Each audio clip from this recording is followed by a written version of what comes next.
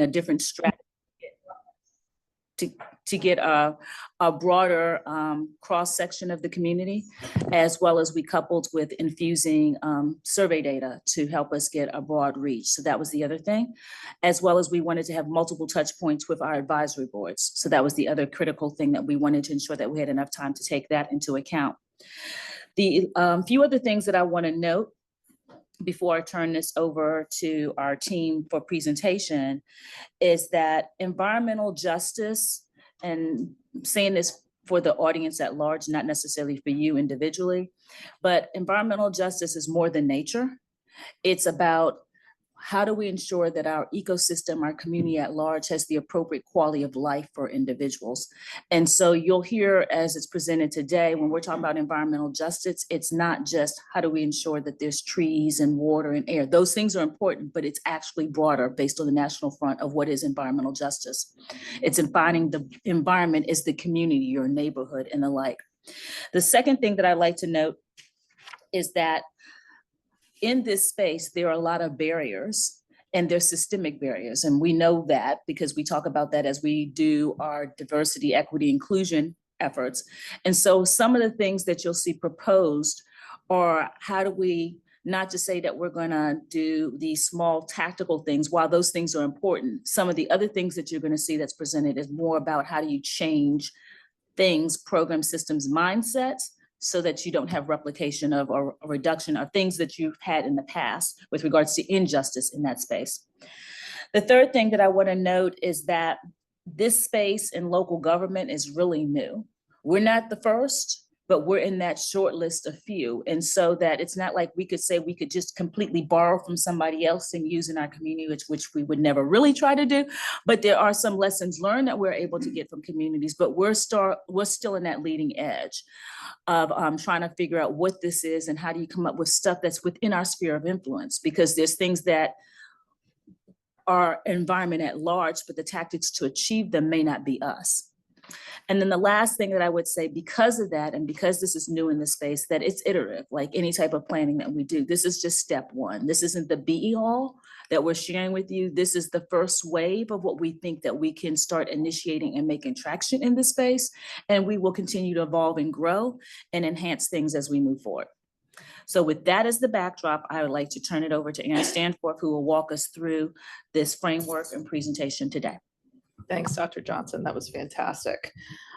So to kick us off, this is an overview of what we're going to be covering today. We're going to be talking about the ELAP briefly, talk about how environmental justice really transforms sustainability, define environmental justice, talk about our justice study findings, define our role, and really get into the meat then, which is our areas of focus and proposed strategies. And as Dr. Johnson mentioned, of course, we do have our ELAP that was passed in March of 2021, organized into 4 sections: facilities and fleet, operations, natural environment, and policies and partnerships. For the purposes of this discussion, we're going to be honing in on the justice and racial equity subsection to the policies and partnerships section of the ELAP. So just to be clear. So briefly, I wanted to give a brief overview, excuse me, of environmental justice, just the history of it. And I also use EJ and environmental justice interchangeably. It's just to save time, they mean the same thing. So just full transparency. EJ actually began as a movement in Warren County, North Carolina in 1982. There was a toxic waste landfill that was proposed to be built in a primarily African-American community. Warren County is far out towards the coast, past hog country, almost to the Outer Banks. As you can see here, there was a protest. While this protest was not successful, it started a national conversation around exactly what environmental justice is. In the mid-1980s, early 1990s, EJ therein started to emerge the field of study and practice. Both United Church of Christ and the Government Accountability Office were doing studies looking at the breakdown of the diversity of our country, along with environmental degradation, meaning toxic waste, urban heat island effects, et cetera. And both organizations found that those two maps were almost identical in nature. So taking us into 1994, our first environmental justice executive order was passed by tiny little President Clinton. You see in that photo right there. By 2013, all 50 states as well as DC have instituted an EJ law, policy, or program. So that's just kind of the history of environmental justice. and we really want to get into how environmental justice really transforms the concept of sustainability.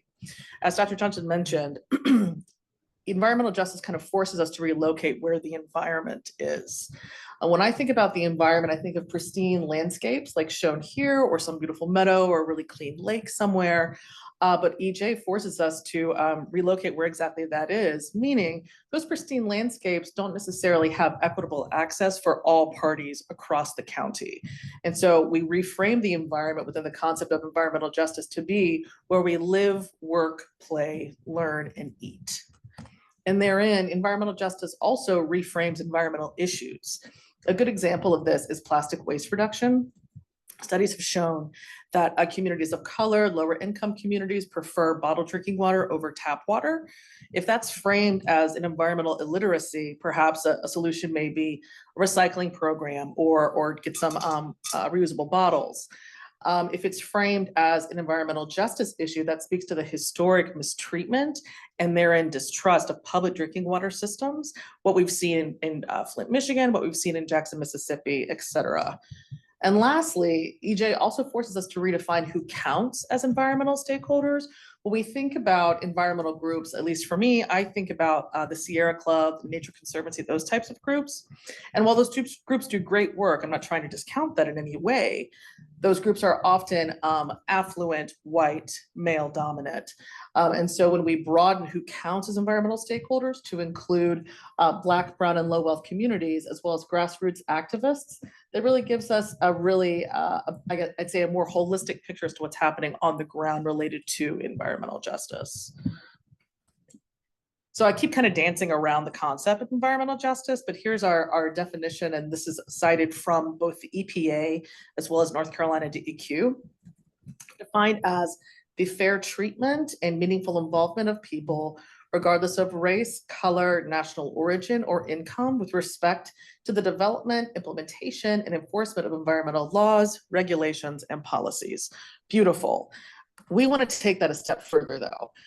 The county recognizes that people of color, low, moderate income households, residents with fewer years of education are more likely to live in proximity to environmental injustices due to historical effects of systemic racism, which includes, but is not limited to, the availability of affordable housing, limited public engagement, NIMBYism, redlining, residential covenant restrictions, as well as segregation.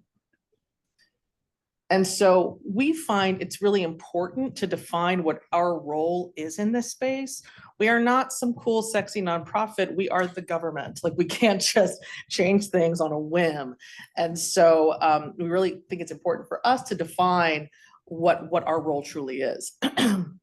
Excuse me. We believe government should foster environmental justice through processes that address, mitigate, and amend past injustices while enabling proactive, community-led solutions for the future. And to do that, we must ensure that representation is happening. We must ensure that our impacted communities are represented in our decision-making processes. We also have to ensure that those processes and decision-making processes are fair, transparent, accessible, and provide opportunities for impacted communities to participate within them. And last, but definitely not least, distribution. We must ensure that our environmental benefits and impacts are distributed equitably so that no one community bears a disproportionate burden. So having all of that being said, we're going to kind of dive into the timeline of developing this environmental justice framework. Sorry for my voice, I'm not sick, it's just allergies. So beginning in October of 21, we hired a consultant to assist us with developing a really analytical analysis of data related to environmental justice. We analyzed over 100 GIS data layers, and we delineated that data down by BUCC district as well as the census block level. And we were seeking three overarching answers to these questions. The first question is overburdened quality of life. Where in the county is the worst quality of life? Where are folks feeling most burdened? The second is access to services and community resources. We wanted to see within the county where do all residents within the county have equitable access to services and resources that we offer? And then last, but certainly not least, environmental burdens rank. where in the county are environmental effects from climate change, pollution, et cetera, most felt, i.e. urban heat island effects, levels of pollution, flooding, et cetera. And so that was kind of our first step. So we took this information and we said, okay, we have this down by the census block group level as well as the BOCC district level. We wanted to take the information that we learned out to our community. And so we held sessions throughout the county, beginning in fall of 22, going into winter of 23. And several areas were identified as issues/concerns from the community. Those included air pollution, drinking water quality and water contamination, green and open space access, improving the relationship between the government and residents, prevalence of litter, and then transparency from government with respect to decision-making. And we held these sessions and they were great. We held 10 of them across the county, but in total, we only had 50 people attend those 10 sessions, not the best turnout. And so we said, okay, we know that while this information is relevant and fantastic, it needs to be rooted in what the community is really experiencing in real time. And so we changed our course. First, we reached out to SP&E, Strategic Planning and Evaluation. They put out an annual survey every summer. It's inclusive of kind of everything that we do. It's parks and voting and all kinds of things. And we said, can we put 2 questions in that survey that's honing in on environmental justice? The questions that we asked were, of these 8 areas that we heard from our first round of engagement, along with that quantitative data, excuse me, please pick your top 3 biggest concerns within the county and then rank them in order of importance. And something I didn't, you can't really see because of where the mouse is. When we work with, when SP&E, excuse me, puts that survey out into the public, the consultant that they work with, ETC Institute, are contractually obligated to ensure that that hits, or excuse me, that the sample that they conduct the survey within is representative of the population of our county. And so we knew that we were getting solid feedback from a representative sample of our county, but again, this is just a survey. So these are the results that we received. And then from there, we wanted to say, okay, we have the second round of outreach. We have this, these survey results, we have this quantitative report, we have these initial outreach results, but we needed to really get that data in front of more individuals. And so we pivoted our strategy. In the first round of outreach, we had folks come to us. We had them come to our community resource centers, park centers, et cetera, and offered free food, which wasn't that big of an incentive, turns out. And obviously we didn't have the best turnout. And so in the second round of outreach, we reached out to folks that we know are active in the environmental justice community, or interested in giving feedback in this. And we said, hey, are you all affiliated with any groups, be it churches, nonprofits, community groups, that we could come to and give feedback around this environmental justice information that we have? Can we come and present to you all instead of asking them to come to us? And that was much more successful. We presented to 13 different neighborhood associations, churches, local groups, et cetera. And in total, at this stage, we've interacted with over 500 residents regarding environmental justice. And so we got a whole bunch of, before I go there, a whole bunch of feedback that we received.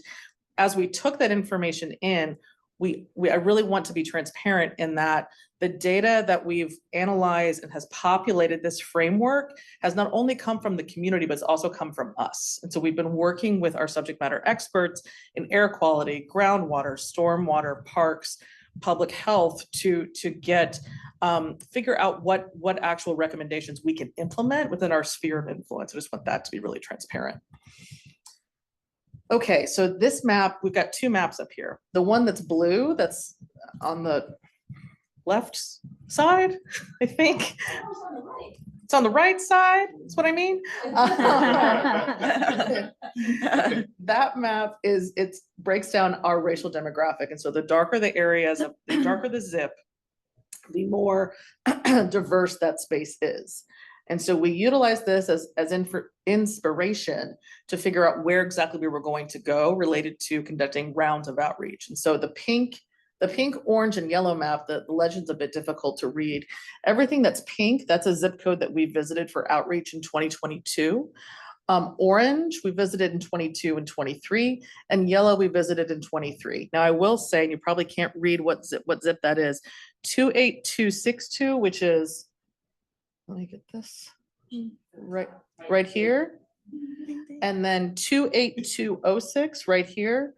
We couldn't get traction in those two zips. Not to say that we're not going to try to revisit them at some point, but we didn't get any responses from the groups that we reached out to there, which is why we didn't conduct outreach there. But just full transparency, this is where we went, and this is the racial breakdown of our county. So all of this being said, we worked with not only our subject matter experts within the county, but also our advisory councils to pull together what exactly will populate this framework. And we had to ensure that what's in the framework is really implementable and within our sphere of influence. And so it's organized into 4 categories, excuse me, 6 categories, can't add today. Air quality, water supply and flooding, litter and waste reduction, green and open space access, and community advocacy, outreach, as well as governance and accountability. Now this next slide, so what I've done here is these are the 6 areas of focus within the framework. The items on the left-hand side with the percentages, those are the survey responses that we received from the SP&E survey last summer 23, just to kind of ground you all. When we presented this to the executive team, there were questions around, okay, well, why did you choose those categories? I don't understand. And so we just wanted to ground everybody with the same information on the same slide. On the right-hand side, community advocacy and outreach, what we've done is we've pulled 2 quotes that we heard in actual outreach sessions that we were holding. The top one is from Tammy Hill and Northwest Community of Elders, Northwest Council of Elders, and the bottom one is from the NAACP. Both of those were gathered in fall of 23. So I'm just going to pause here so you all can kind of take that in, and then we'll dive into the strategies themselves. So do you want anyone to ask questions now? Is that what you're saying? Not yet. Okay. Not yet. Oh, you're just taking a sip. Yeah. Because, Okay. well, and I want to be sure people can read. Oh. Okay. Okay.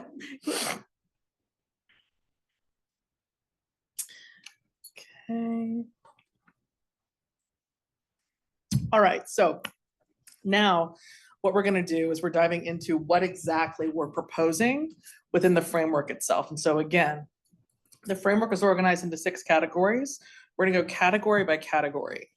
We've got goals that are listed up here. And then underneath each are strategies to implement that goal. Again, the goals and strategies that are listed here have been vetted. Not vetted is not the word I want to use.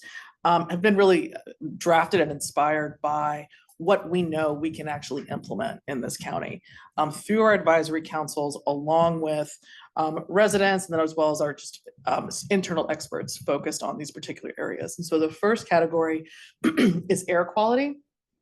2 goals affiliated with air quality is first, to reduce air pollution from cars and trucks, and then 2, to provide data and increase engagement with our residents. So I want to pause and let everybody read the strategies before we go into the next slide.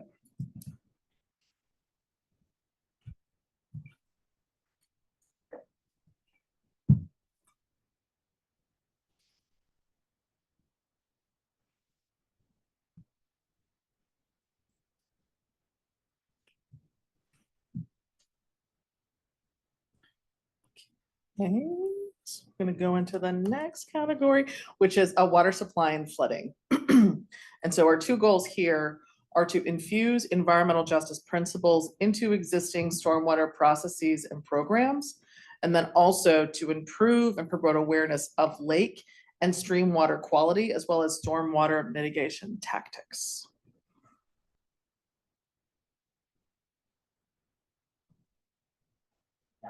Sure. One example to shed a little bit of light on that first bullet. So as you may be aware, the county offers both a flood buyout program and a retrofit program. The buyout is you're in a floodplain, we're going to buy the property. The retrofit is we can do enhancements in order to mitigate your flooding circumstances. Our programs, the way to date, is that it is a shared commitment financially on the retrofit program. So say that you have a home And what is probably being advised that maybe you need to uplift your HVAC so it's not on the ground. I'm gonna just pretend that it's both places, no matter if you're in a Black, brown, low mod community or someplace else. Say the square footage, while it won't be the same, the HVAC unit may be comparable. In one place, you may have more than one unit, but the unit themselves may be comparable. They may not be exactly comparable. When you go to a contractor to get a quote to uplift it, the price are gonna be pretty close. They're gonna be similar. And they're not gonna be dramatically different for the big house versus the other house in the other community. Our current modeling of our program is the resident pays a certain percentage and the county pays a certain percentage. And it is the same percentage no matter where you live. Well, I'm gonna say the cost to do it is $5,000 and each entity has to put $2,000 in. Well, someone in the Myers Park Dilworth area can probably afford that easier than someone in another community, correct? It's $2,000, but it's a barrier. It's a financial barrier for them to be able to have the equitable access to the same program. So what we're saying is we need to step back and reassess how do we break that systemic barrier? And there's some other examples like that, but that's the intent of what's being shared is that. Thanks, Dr. Johnson. So going into the next category, which is litter and waste reduction. And so we've got two goals here. The first is to reduce litter on publicly owned roadside property, as well as county maintained streams and creeks. And then the second goal is to increase access to solid waste programs and infuse environmental justice principles into project planning.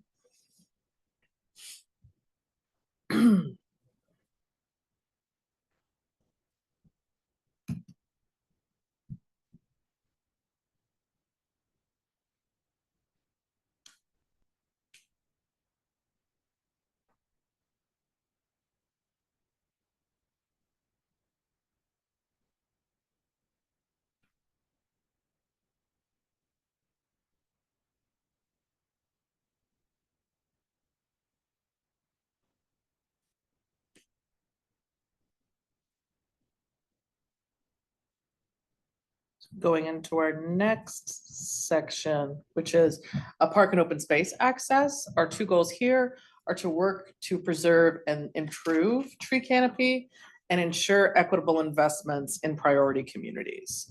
That priority communities, of course, is a term pulled from MEC Playbook.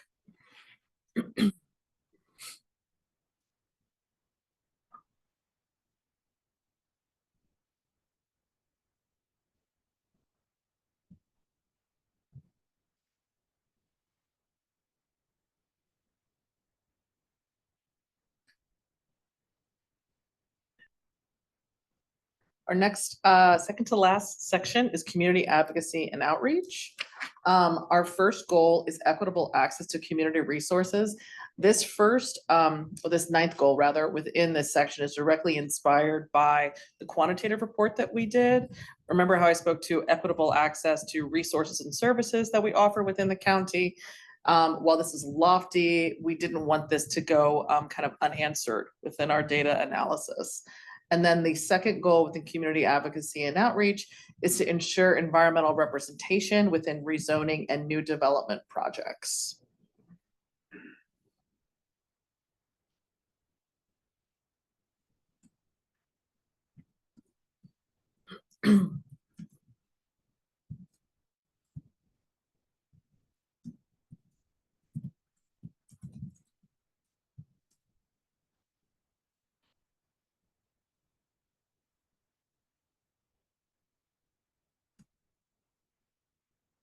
And then last but not least, our most populated slide is accountability and governance. And so the overarching goal is to invest in publicly available data to ensure monitoring success in our EJ communities, as well as support accountability of this framework through the establishment of an environmental justice group entitled Environmental Justice Community Action Partners. Not an advisory council, it is intended to be separate from kind of the board process.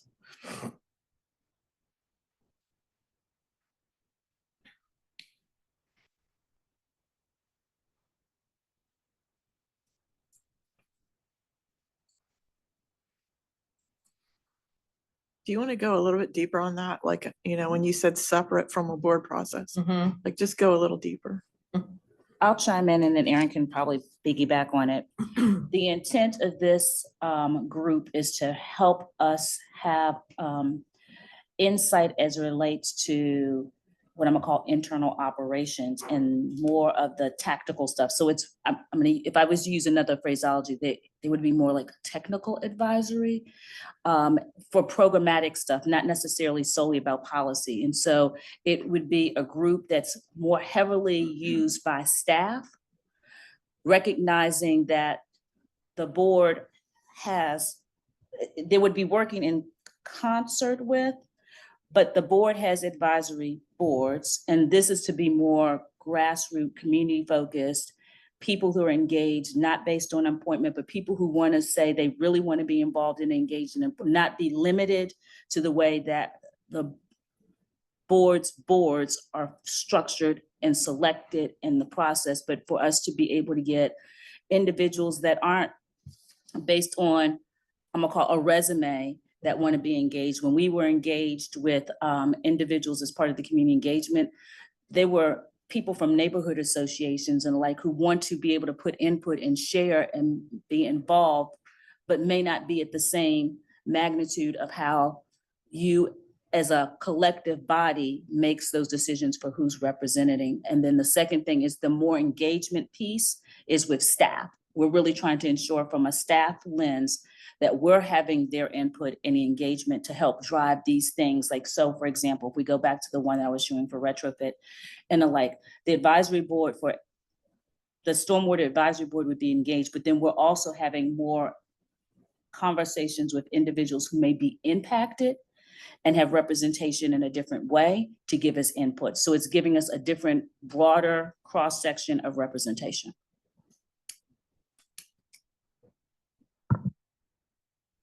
Thank you. And our last slide is kind of next step / implementation schedule. We are on the docket to present to we are on the docket to take this to public policy on April 9th. In theory, if we get endorsed by the board as well as this group, then we can start these other steps within implementation for our framework. I recognize it's a lot of information and we do appreciate your patience. And so with that, we'll take any questions or comments. So I want my colleagues to know that we purposely scheduled this whole entire meeting so that nobody felt like they had to race. And so that everybody could have time there's no time limit, no. No, bling, ling, ling, ling, ling. No. Yeah, we don't have a plan. No ding dong. So I'll start with whoever wants to start, but we're not in a rush. We have significant time to ask all questions. Commissioner Rodriguez McDowell. Thank you. I hate to sort of start at the end, but on 22, goal 10, I want to understand how, I'm thinking about the ETJ areas because they're currently writing me letters.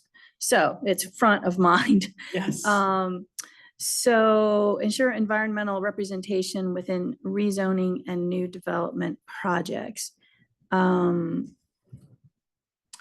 want to, well, there's that. And then I also wanted to hook that in with the priority communities and the example that you talked about with retrofit.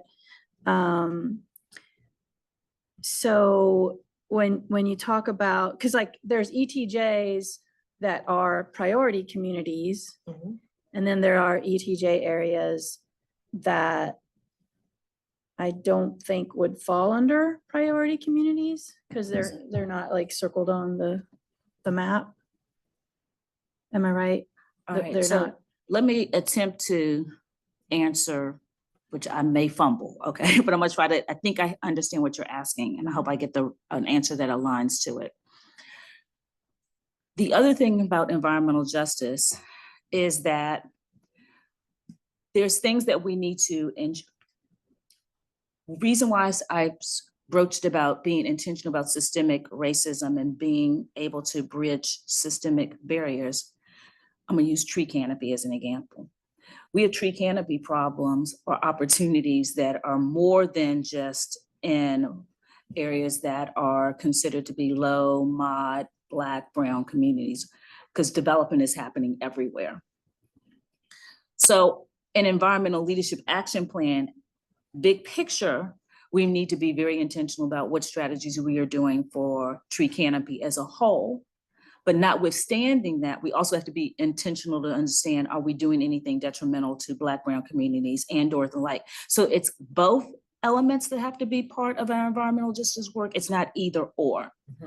So in similar veins, we're in circumstances where we're having to determine it, like having a flood buyout program is the right big picture, one of the big strategies. But some of the floodplains may not be in Black, brown communities, and some of them are. So how do we make them work together, and that we're not in the effort to do something for the overarching, that we're doing something that's going to put another population that they can never participate, they don't have that equal access and the like. So it's a both and, not an either or. And I don't know if I answered that question or not, but that's the best way that I can try to explain it based on what I'm thinking I'm hearing you say or ask. Yeah. Now, with regards to the goal 10, so one of the elements there, and Aaron can definitely weigh in after me on this one too, is that currently in the city's process, information is only elevated at best when there's a rezoning. And even there's still opportunity, right? But at best, it's only when something is rezoned. Where there's impact to communities development-wise beyond just those instances where it's being rezoned. So we're trying to push we're identifying the opportunities. How do we get residents at large more informed about things that are happening in their community so they have enough knowledge to speak up, provide comments and the like differently than they're being engaged and informed today? And so that's the intent of this piece here, because what's happening is many people aren't finding out about their development until after it's too late. And we're trying to figure out what strategies then we work to change that trajectory so people are informed and engaged throughout the process, and through engage and inform, even when it's not a rezoning, but it's just other types of things that could still have the detrimental impact so they can speak their voice. Then the last thing that I would say is and maybe this is what you were talking about that I fumbled on the first question, which is the unincorporated ETJs, the extraterrestrial areas. And they too they may not be Black, brown, but there may be layers of data or circumstances that they need to be represented as well. So the unincorporated, we're not segregating city, towns, unincorporated areas. When we're speaking Mecklenburg County, we're speaking the whole. So we're not segregating just the unincorporated ETJ piece. We're trying to be holistic of how we're approaching it and what are the concerns and issues that need to be addressed. And when you're dealing with number 10 as well, it's not just the unincorporated areas, even though we've heard from you and we're gonna have some additional conversations with the city as well. And y'all have to continue to do your part on the pounding in this space, that the unincorporated areas are feeling like they don't have a voice and the process isn't working for them. So it's that process. It's how do you make people throughout the whole system be aware? And it could be the towns, it could be the city of Charlotte, but I know that when we've heard both from residents as well as you, one of the areas that we have the greatest opportunity is in the city of Charlotte and the city of Charlotte's ETJ. Well, thank you for that. That does address part of what, my concern is. Another part of my concern is around the new development projects, and not even in ETJ, but in places where, and not in Black and brown communities, but in communities where my constituents feel that it's going to cause great environmental, flooding. It's like flooding is, if you drive down, just take for one road, Tom Short, you drive down Tom Short. I just did that this past weekend. And the rain, you could just see the levels of water just rising. And right now there's a new development that's, people are really objecting to, because with more impervious, there's acres there that are going to be turned into, apartments or whatever. And so how can we impact?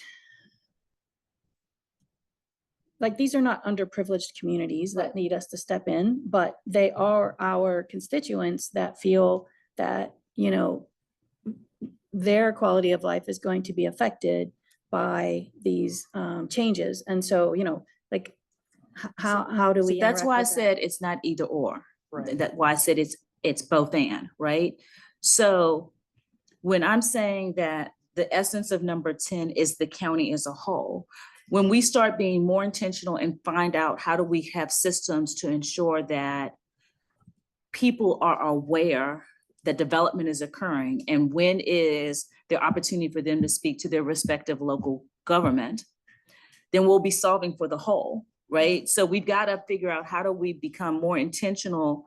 How do we, because the county we have not taken a proactive role in this space, right, wrong, or indifferent. However, because of this, we're saying we may need to step up and do something different to ensure people have an awareness, not just for rezoning, but for all development that's happening. How do we become connected so that we can figure out what's the system to get communication out? I'll use for rezoning. In rezoning, City of Charlotte only is what I'm going to speak for right now. When a rezoning happens, there's communication that goes to the residents within a certain sphere. Well-intended, sometimes that communication doesn't give enough runway for someone to be planned to be in attendance, to make a comment and like. So residents miss that opportunity, be it you're in a Black, brown community, affluent community, and alike. So how do we change that process such that, or work with our partners to change that process? Can we become more informed sooner? And do we then take a step to make sure residents, or is it back to the council? Do we have in that council framework, because it's not limited to a smaller body, can we create it where they're neighborhood reps and we have a different tactical strategy to get information out to the masses when it's happening in certain areas than the way that we've approached it before? And so there's a whole host of things that we're going to have to figure out what are the actionable things, but the essence of what is here, the intent of this here is we need to come up with tactical strategies or tactical actions to ensure that people are become more aware sooner so they can have their voice at the table. Because right now it doesn't happen. I can't tell you how much I appreciate this conversation. And Madam Chair, if you don't mind, just one little plug that on April 11th, we're going to have a public engagement around flooding in my district at William Davey Park.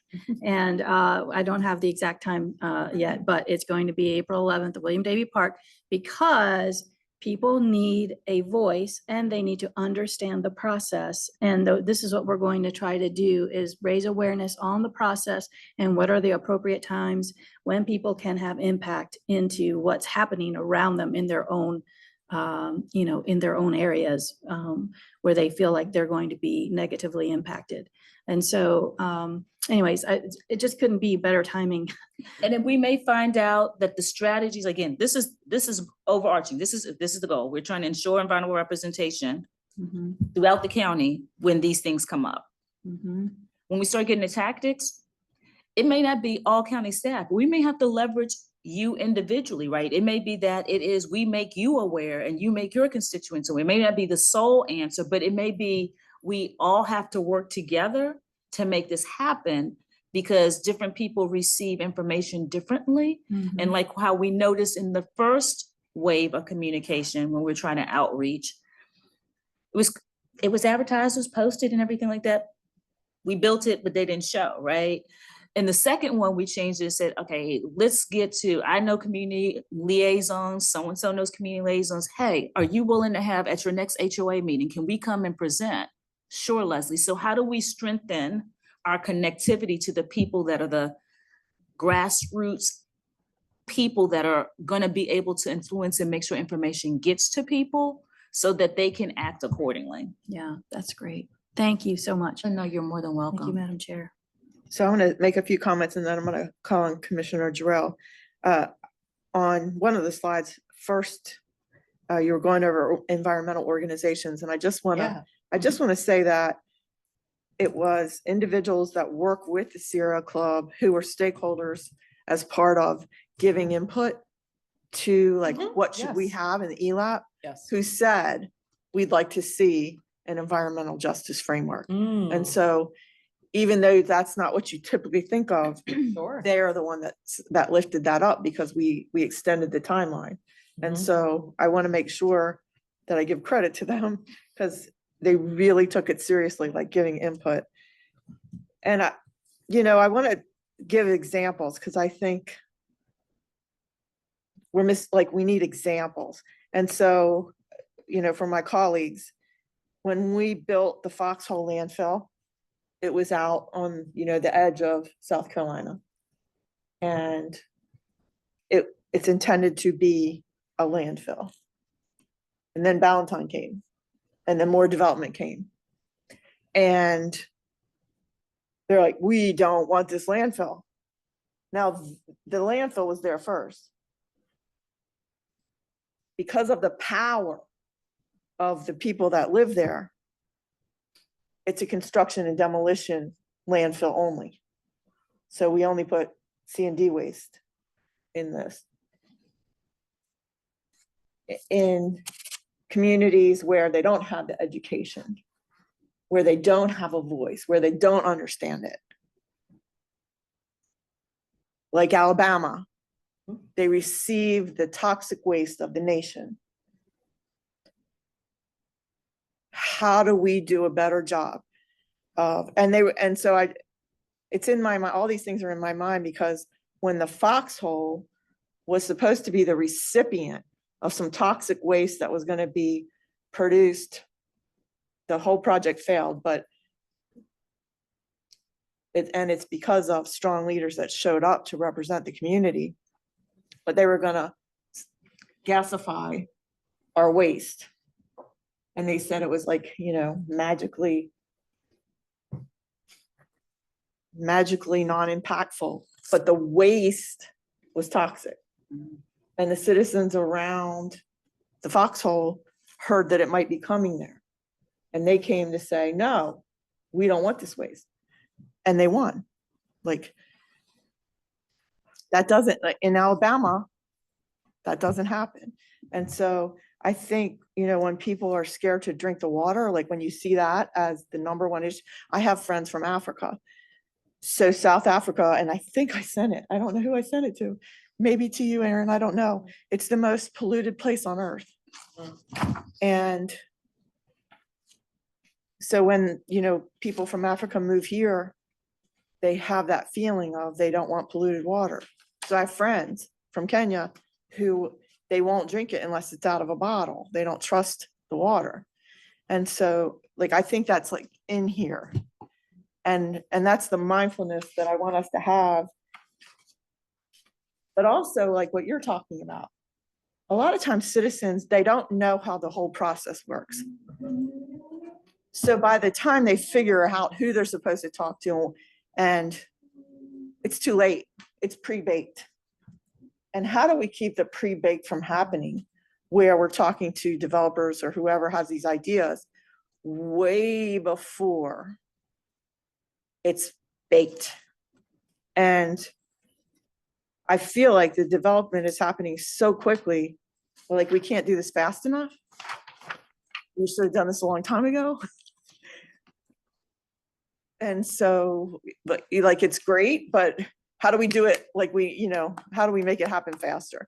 And so like, these are just some of my thoughts that I'm having because I have areas like they're not on the map, but I have Pottstown. Mhm.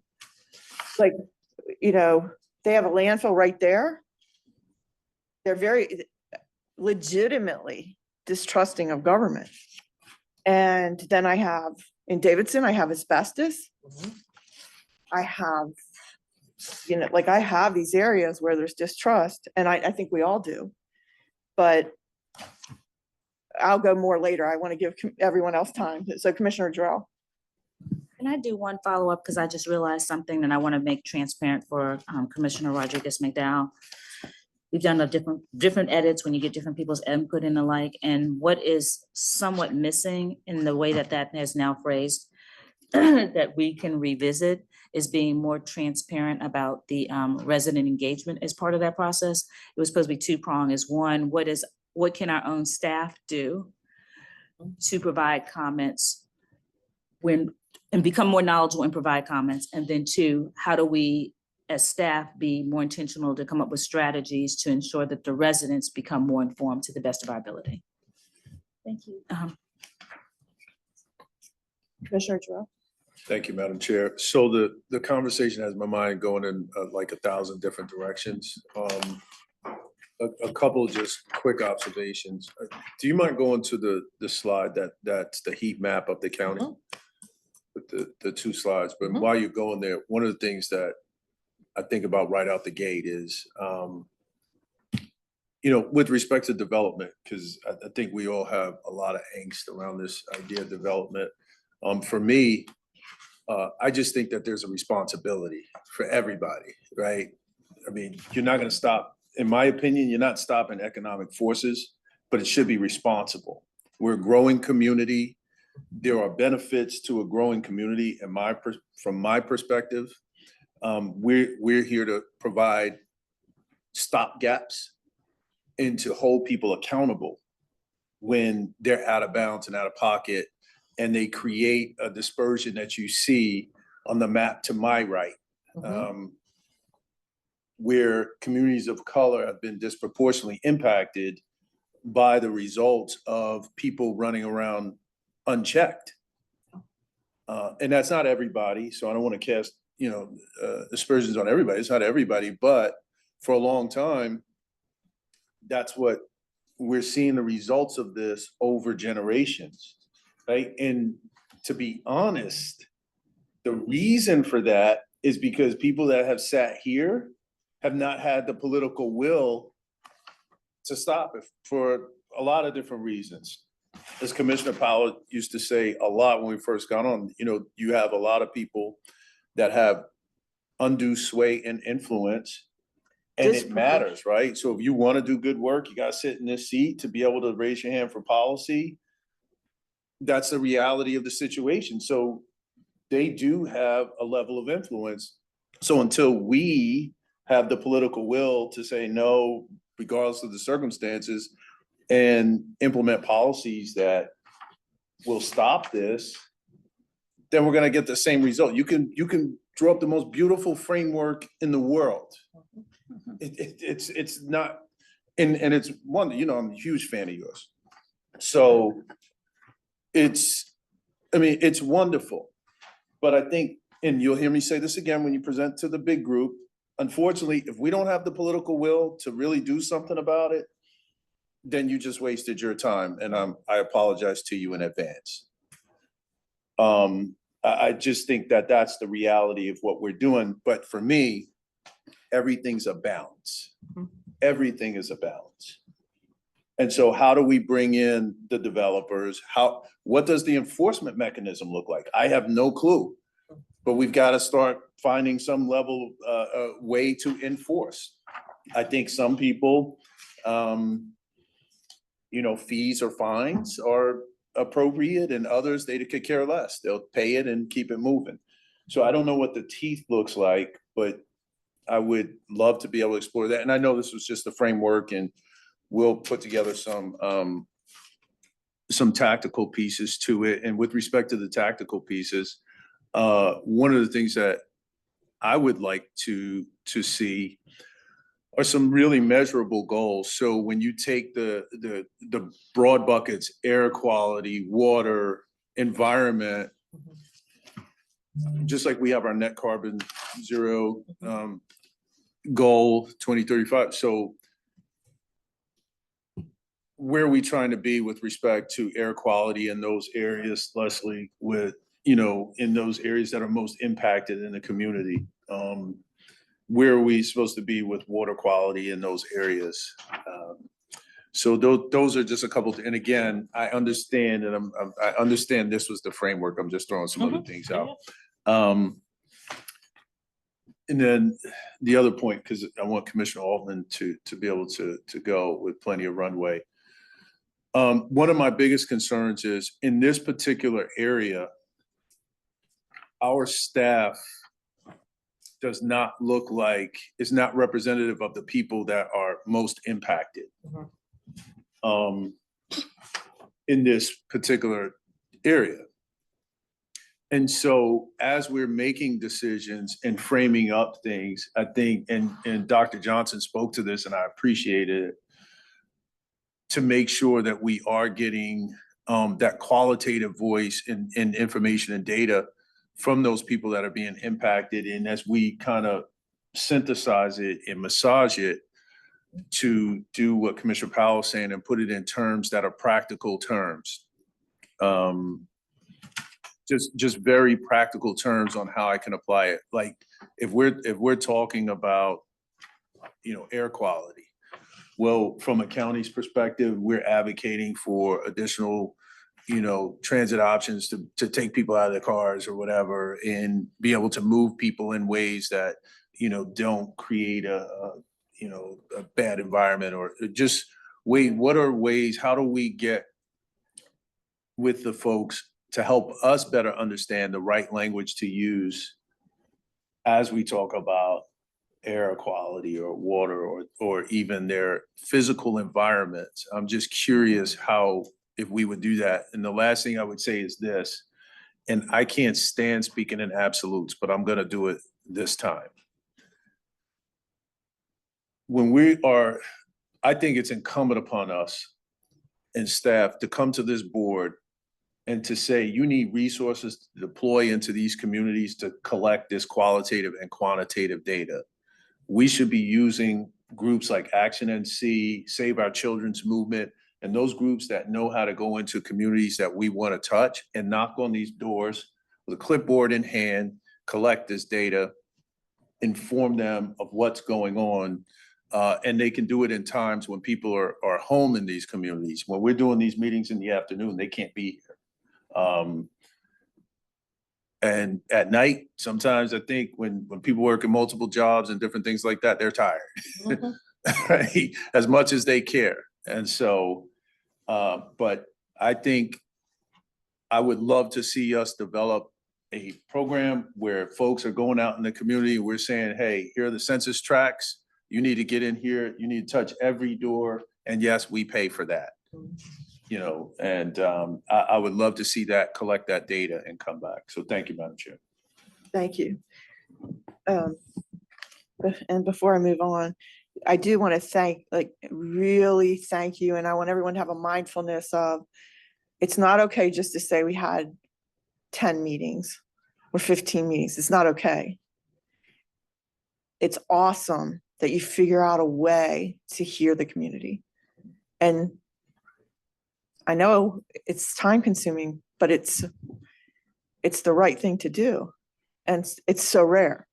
So, you know, like this is year number 35. I'm finally starting to hear, well, we made an effort to listen to the community instead of like, oh, they're annoying, you know, like we really want to hear them. And I've heard developers say, well, we can't force people to show up. They send out the postcards to like a tiny radius, very micro tiny, and then no one shows up and they're like, well, you can't force people to show up. Well, they didn't even know. And they short it, and you know, it's just by the time they figure it all out, it's way too late.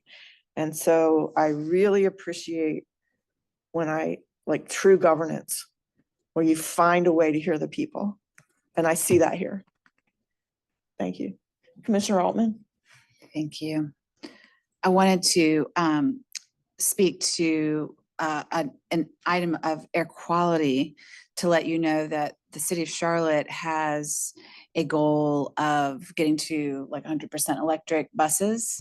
But the technology is proving to be less than reliable and to have a shorter battery. And so they can't do a full run. And so the goal, I think, is maybe not to go all the way in for full electric, but to do a hybrid, which balances the environmental benefits with the functionality that we are so striving for. But one cool thing is that these hybrid buses have the ability to be programmed to geofence to go full electric in areas where we need to be more sensitive to having clean air. And so I think that's just a very amazing, awesome example of, honoring the goal of environmental justice, when we really try to. So I love that. And I am definitely supporting that at the MTC, and just wanted to lift that up here because I thought you'd find it interesting. The main thing that I'm really looking for the next time this presentation comes back to us is, while it is essential that we actually know from residents who suffer the effects of disparities what their environmental needs and concerns are, we must know what they value and what's important to them. Equally important is I need to see the data around where the science is showing disproportionality. Like, we need to see, like, what is the difference in their water quality? What is the difference in, because I don't know if there's a difference in water quality, but I do know there's a difference in, canopy cover. You know what I'm saying? Like, just anecdotally, I know for a fact there's a difference with canopy covers. So, they may, there may be a majority of people who listed water quality the highest because it's been in the news and water is so essential, that everyone is always going to be focused on, is this water safe for me to drink? But if the data is not showing any disproportionality with quality of water, then rather than spend energy and precious resources, even though it's ranked number one, I'd rather spend money putting tons and tons of trees in an area that I know, because of historic racism and redlining and the whole 9 yards, doesn't have the same amount of canopy, which reduces quality of life, heat index and all of that. So I do care very much about survey results, but if I may have missed it, but I'm not seeing baseline numbers for all the different areas of environmental justice. We need that to be here and focus on where we have, where the data shows is disproportionality. So that's a valid comment. And what I will share with you is this was intentionally to be transparent. So no one felt like we muddied the water, no pun intended, with regards to resident input. So that was the goal number one, that we wanted to make sure that it was known. Drinking water is an interesting thing. If you look at our water data, it's in our community. Our water, based on data, our water is good, okay? However, there's a couple different layers. So in communities where you may have a whole lot of development happening, and they can happen throughout the community, right? Sometimes what you may see is your sewer and water irrigation for the short term, you may see some orange water, brown water, some other things. And so you as a homeowner or household or resident or whatever, you have a perception because of what you have seen come out of your own spigot, even though the data says it's fine. Then there's also one of the things that I'm guilty, that Aaron talked about, is people using bottled water. I do drink tap water, but I do more bottled water. And is that a perception problem? Because when you hear about other water quality issues, well, this one, I would say this. Some of it is this data that supports it, and some of it is perception. When it's perception, our viewpoint is it doesn't mean that we shouldn't do anything. It may be that what we do has to be more aligned to where that gap is. I'm not saying it needs to be more educational awareness and stuff like that, but it's that plus it's trust. Because if you think about Black, brown communities historically and things that have happened over time, people would say, even with COVID, oh, they knew about this well before it was communicated. Oh, they knew stuff about vaccinations well before. So when you have a mistrust in government, even if the data says one thing, the community sentiment is radically different. So in instances like water quality, where that may be evident that the data that we have versus the community sentiment is different, it may mean that that strategy is, let me go to that one. I don't know if it's there, but it's somewhere else in it where it's the advocacy or whatever, is how do we make our residents more informed about what they are receiving and be more knowledgeable to break that.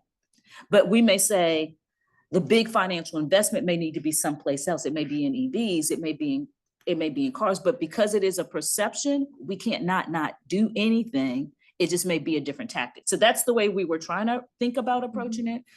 But we have data. Well, And some of that data may not, and some data may not be as granular to all of the neighborhoods, but we have data.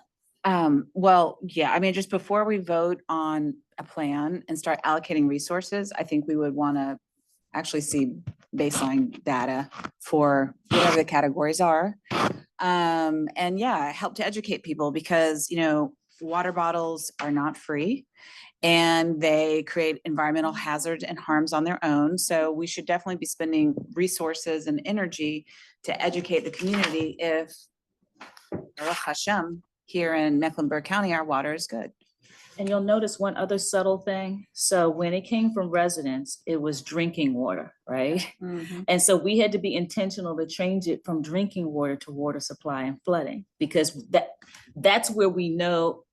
So we couldn't talk about it solely being about drinking water because we knew that the data isn't about the drinking water. You know what I'm saying? So we had to say the more broad strategies in life, but I think it's somewhere else and I gotta find it where it is in communication and making people aware of, but I hear you, I definitely hear And you. we also don't, just as an aside, we also don't necessarily, I'm not gonna say control, but have direct influence over the quality of drinking water. We as regulators, and I don't mean I mean Stormwater and their team, their regulations are around lakes and streams, not necessarily straight up what comes out of your tap. And so the language chosen here reflects that, just to be fully transparent. And generally litter is, Oh, this is I the wrong remember we one. had this Apologies. conversation, I think in D6 about litter. And I remember back and forth with the city that cleanliness around our roadways is more of a, not that it's something I'm looking to not do our job, but you know, when we're trying to save our dollars for the things that we have to do, is litter. It's not our primary responsibility. We get a lot of requests, right? And so the space that we're in right now is we put a little bit more resources probably right now in the unincorporated areas. When we hear from residents and the like, we leverage our partnerships with Center for Employment Opportunities.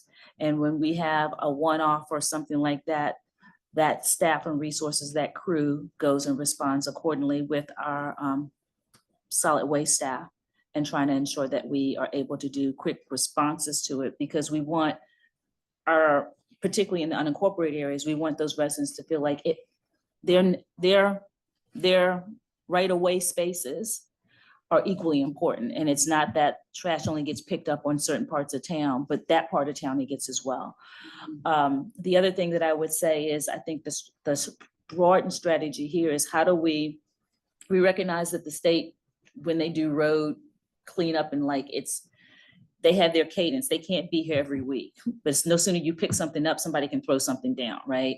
So is there some way that we can work in a more collaborative way with the state, that those things are within state jurisdiction and to figure out how do we help residents feel like just because they may not be in an area that automatically gets it cleaned up, that we cleaned up. But we're not saying you would eventually see budgets maybe that's associated with this, but the first wave of stuff isn't high budget. The first wave of stuff that we anticipate are one, how do we think differently when we're rolling out our own programs to be more equitable, to ensure the retrofit program that I gave you, that all people can access. Two, what can we do strategy wise to try to figure out, one, that county's voice as experts are starting to be shared sooner in processes as relates to development and rezoning, because right now we're only in the rezoning space. The second element of that, how do we help our residents become more knowledgeable and informed about where they can put their voice in? It may be at a community meeting, but like already referenced, sometimes the times and the days don't work, right? And so there are other mechanisms for their voice to be presented, but they may not know those other ways. And so how do we make people informed about the methods? And how do we make people informed about what projects are starting to happen in the neighborhood if they haven't already noticed them? Elaine, may I say one more thing? Thank you. You know, and just one last thing, like goal 3, infuse environmental justice principles into existing stormwater processes and programs. Like I would want to see, you know, in the areas that we have identified as experiencing disproportionality, generally speaking, like it would be good to have that overlaid with the floodplain map or whatever to see what neighborhoods are likely most needing to benefit from the stormwater, you know, buyback program. And then like we did with COVID, when we made the vaccine available countywide, but some communities have harder time getting the message because, you know, they may not have all the electronics or whatever. And so public health would kind of fly under the radar and put extra efforts to ensure that there was actual equity in the uptake of a public resource, in that case, vaccinations, in this case, our buyback program. So I would just, you know, want to see the data about where there is flooding problems in the Crescent. And I would want to hear about how we could ensure that there is real equity in those residents accessing those resources for buyback. Oh, most definitely. That's exactly what we intend to do. I think all of your feedback, the good thing is there's alignment to what you're saying, even though you may not see it here, right? And that's only because the space here is here. Broad goals, strategies, does it seem like that's the space that we can be in? Then if that seems right, then we're going to start tactically working on what can be the things that we can immediately do.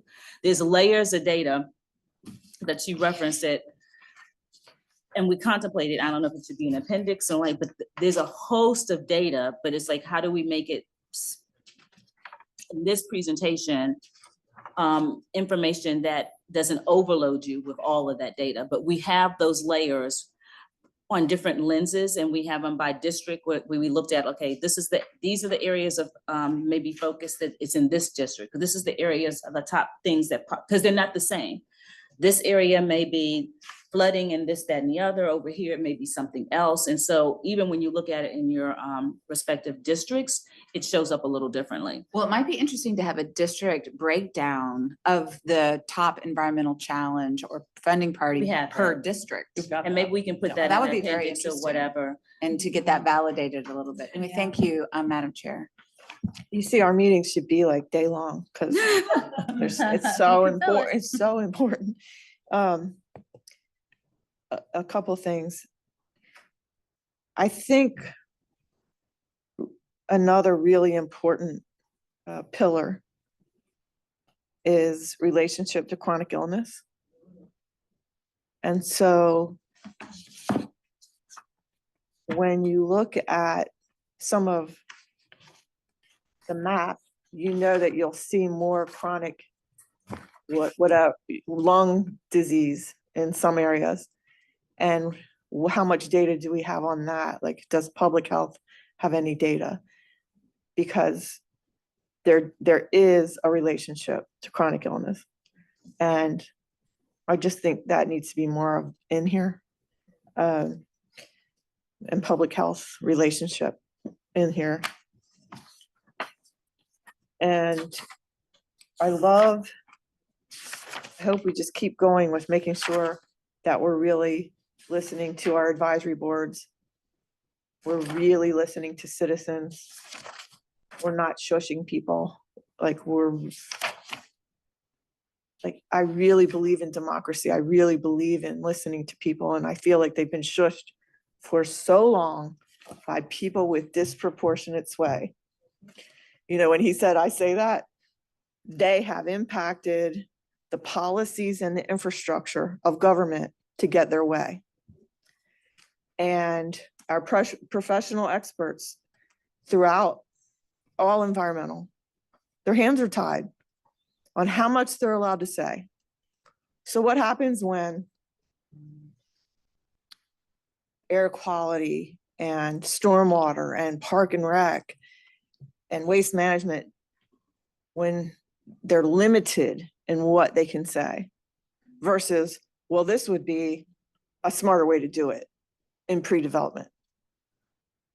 And, how do we push harder for that? Because it is still driving decision-making. And how are we more fierce in economic development saying, no, you're not getting your incentive if you don't do these things? Like, we have to have that political will to say, no, don't even come to us if it's not true, like true environmental leadership in what you're doing. And you'll see me like stand up for that. But I do want to ask, we have the director of air quality here. Do you have anything that you'd like to add, or anything you've heard from your, we totally heard your advisory chairperson last week. Is there anything that you wanted to add as far as environmental justice? I would just say I'm here because it's important to me. It's important to my advisory board, and I am by no means an expert in environmental justice, either by profession or by lived experience. But starting about 3 years ago, I really started to pay attention and listen and learn. So I'm learning with you. And that's primarily why I'm here today, is to continue to listen. And you're right, it is important to my advisory board. It's also important to me and my staff. I know that. I know. And so I want to ask you, because last week it came up from your advisory chair, and and you were there too. You said that staff comes in occasionally to help with, there's some staff available, but they're not full-time to come in to talk about matters of environmental justice. I think I remember which question or comment that you are talking about. I think it was Commissioner Rodriguez McDowell that asked the question about the outreach position. And that outreach is not solely focused on environmental justice, of course, but that outreach person is funded by the State Division of Air Quality and is a regional position. So it has to serve the county of Mecklenburg and the surrounding counties. And so it's not available to just be embedded in the priority areas as identified by the Air Quality Commission. And does that position do any work in, that you're aware of, like with environment, like people that feel like there's something wrong here? Like, Yes, do they of work with course. Pottstown? Yes, of course they do. Yes. Okay. Yes. And we have prioritized work in the areas of emphasis that our advisory board has talked about. The comment is just that they must also serve the entire region as well that they're responsible for. Yeah. And one of the things that we've really focused on, and this is a direct result of listening to our advisory board, so you'll like this example, is we have historically done educational presentations upon request. Well, when you look at where those requests come from, it's not the shaded areas of the map typically. So then you start to dig into, well, why is that? Is it because the people in the shaded areas of the map don't want us to come do educational presentations? Or is it because they don't know that we offer that service? And so it is critical that we make sure that we are proactive in making sure that everyone knows that that service is available to them, so that we start to show up in more. And you have to be intentional about that, because it doesn't just happen. And so when I say we've been looking at this over the past 3 years in depth, those are the kinds of things that come out of listening, is an understanding that is really important. And to Leslie's point, when we are saying, or the first wave of stuff that we think that we would be embarking on, it's stuff like that. Because it starts with establishing or strengthening your rapport, your trust in government, your willingness when you say we have something to share, they want to receive it. It's feeling like you have connections to people within the community, so you can always, you more readily, once you strengthen that, then when you come to something else, because it could be just general updates about air quality today, but if it's something crisis, well, then you've already had that relationship rapport to get that information to them as quickly as possible. And so those are the things that we're anticipating that are the first wave of stuff that we have to be intentional about, because that's the root of the systemic issues, where there's breakdown or the lack thereof of information, communication, engagement, and the like. And how do we change our trajectory in our own day-to-day programs, services, and the like, that we're getting to be able to reach the community differently than how we have been. Commissioner Jarrell. Yeah, so I'll just say this. I really, really appreciate this conversation, and I really, really appreciate the work. One of my concerns, and I don't know if we can do anything about this, and I may be on an island by myself. One, we have a lot of plans. To me, a plan is not policy. I don't know how you can really expect how we, not you all, but how we can really expect specific outcomes when it's not baked into policy. I'm just completely disconnected from that. I don't understand what the enforcement mechanism is around what does this mean, right? So we have a plan from the county. There's certain things that we can do, but are we going to achieve any goals? Is there an ordinance that we can bake in, or ordinances that can be baked to say, this is how you do business, right? So that's the external piece. And internally, policy, board policy that says this is what we do with respect to economic development. This is in every other aspect. I just don't know. But to me, it just seems like without the policy, it is a plan, it's more aspirational, and there's a lack of really ability to move the needle, in my opinion, move the needle the way we want to outside of this level of incrementalism. I mean, visibility is great. I think it's awesome. But I do think we have to figure out what we're really trying to do. Are we trying to move this needle? And are we willing to do something with respect to a policy or enforcement via ordinance? So what I would react to, I definitely concur that there has to be alignment, right? And so one of the first places that it should exist is more broadly is whatever, I'm gonna say in Sean's space that he's leading on behalf of the enterprise, because that's diversity, equity, inclusion. And basically what, in all reality, I'm not gonna discount this framework. The framework supports what Sean is trying to ensure that we do holistically, right? But with that as a priority, in the reality, everything we should do should show up with that lens. And what we're trying to do is change the culture, giving examples of what does that look like, right? And so Sean was and his team was very much engaged with Aaron and the team to make sure that this had an alignment to whatever is the overarching effort that we're going to do there. Second thing I'd say, it's probably not something you can put your teeth into, but I believe that in the policy, when it was written, the environmental leadership policy, there was a phrase, I don't know it off the top of my head, that talked about this. So there, it is in policy. Therefore, that's why we're executing what we're executing.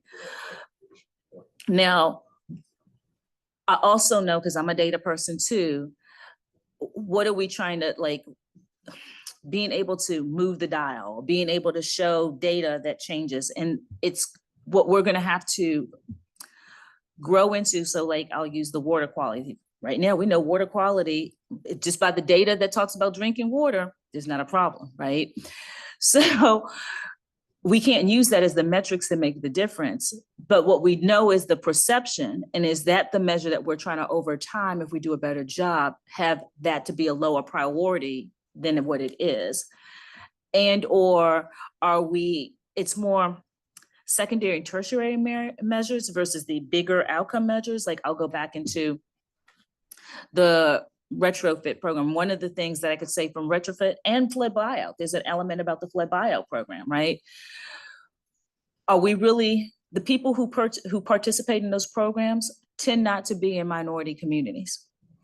One, I gave you the retrofit example. Now I'm going to give you the buyout program example. The buyout example is, if I buy your house out in the floodplain over by Freedom Park, we're going to buy you out for what, $1 million? You can probably find something else for $1 million.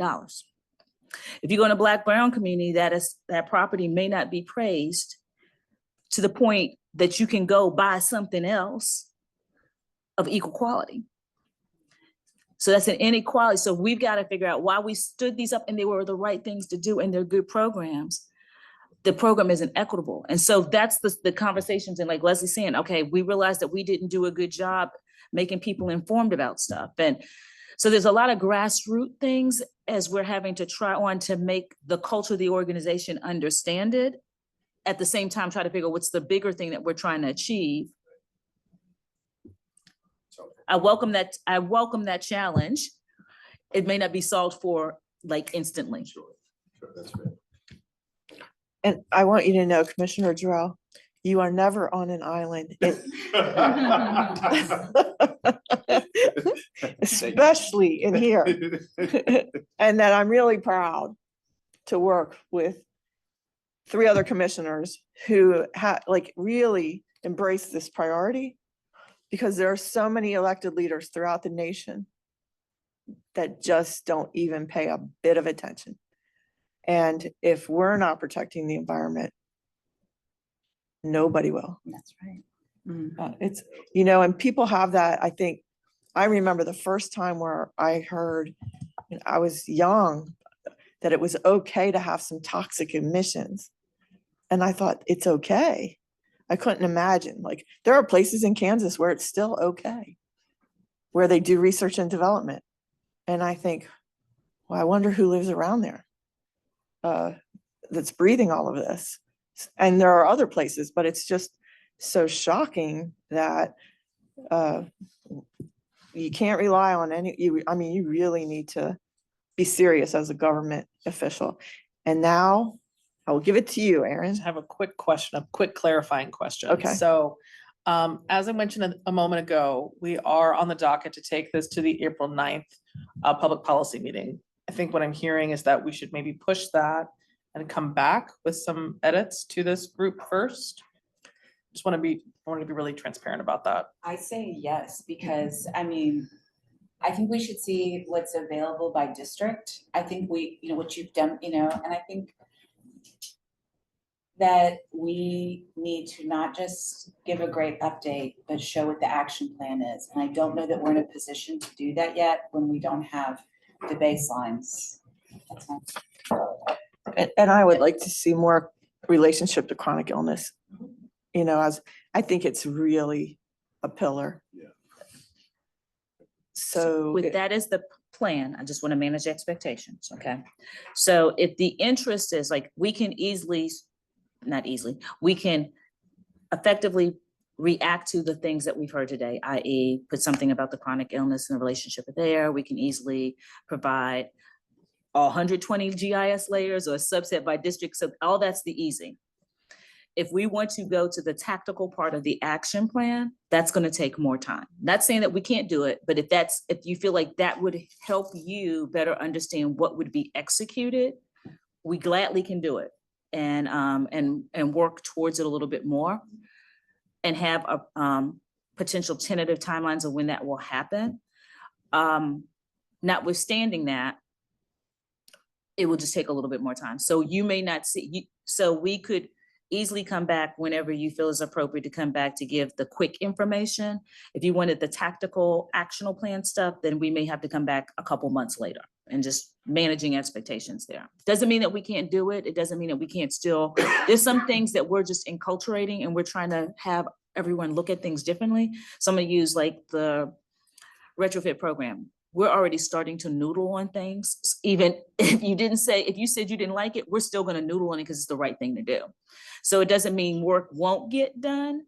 It's just that the endorsement of what we're doing won't be supported in its entirety, or there may be areas that we won't do because we don't have that endorsement yet. But if it's stuff that we already have started to enculturate and start working towards, we'll continue to do that body of work. I'm fine with the delay. I mean, what we want is action. And, you know, I don't want to take up a whole public policy chunk to get an update. You know, I'd rather save that so we can take action. And if that, it probably expedites your work not to have a major presentation that is going to be more informational in nature. You know, I don't know. You know, it might be good to reach out to the commissioners who are not on this panel and meet with them one-on-one to socialize this concept. You know, but I would just like for the next time we have a meeting to be taking action if possible. That's me. Well, I think we still have time to talk about that. So if that concludes everyone's questions and comments, Thank you. I will entertain a motion to adjourn so we can prepare for the next meeting. Move to adjourn. Second. Moved by Commissioner Rodriguez McDowell, seconded by Commissioner Jarrell. All in favor, say aye. Aye. Any opposed? And the motion is adjourned. Thank you so much. You are never on an island. I could just picture you out there with a palm tree. I thought Commissioner Leak talks about people burning tires.